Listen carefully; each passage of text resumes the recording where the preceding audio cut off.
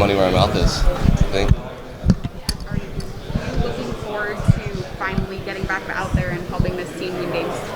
Yeah, I mean, that's what I think I live to do is compete, and even what I do, and whether it's a rehab process or like a lift in the weight room, I'm like always looking to compete, either whether it's myself or against Joe or whoever I'm lifting, whatever the case may be. And now it's like I get to finally go do what I felt like I'm born to do. What are the challenges for you as a starting pitcher of maybe like not knowing exactly when camp was going to open, when the season was going to start, but still being ready for it? What was that challenge like?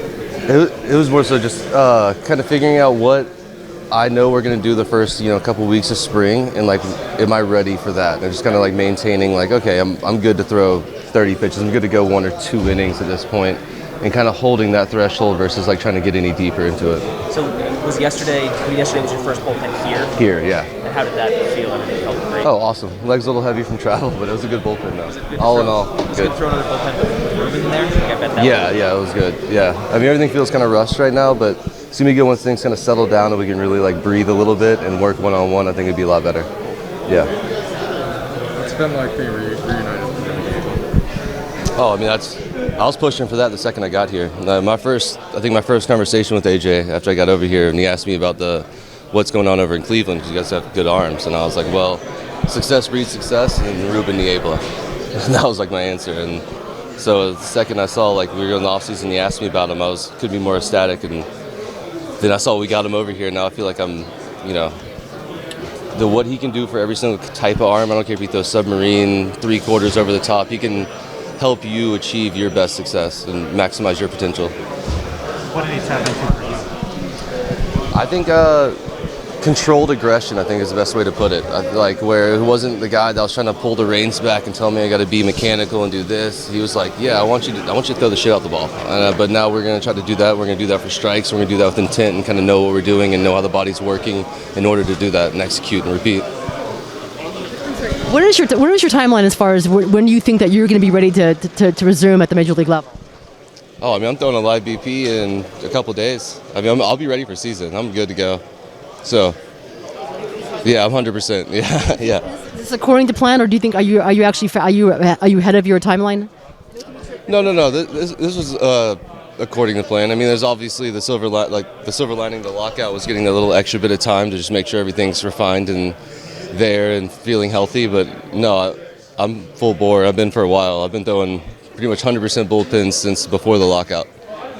How excited are you for this pitching staff resembling what we thought it might be last season with Darvish and Snell and yourself and Joe Musgrove?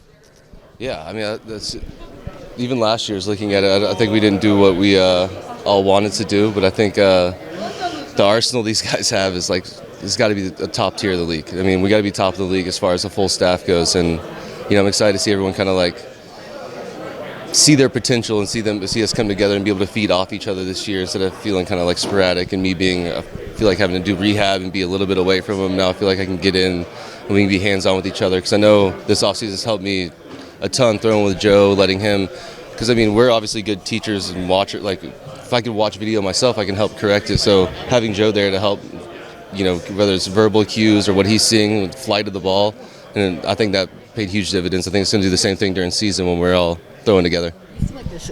You seem like a very antsy, energetic guy, and for you to watch the pitching staff, especially some of the younger guys, struggle last season, not be able to contribute, how crazy did that drive you, and how much does it motivate you for this season?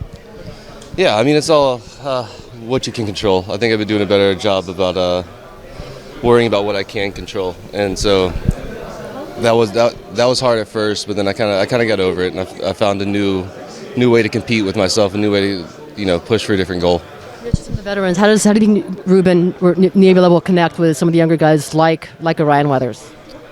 Oh, that's where I think he probably is most beneficial for organizations, because I think we have such a varying range of ages, and he's on a cookie cutter approach, and he's going to be able to assess like a young guy and understand how Weathers' mind might be working without the experience. Then he can go over to you, who has 45 pitches and has a very good understanding of his body, and kind of still help and mold his game into achieving his maximum potential.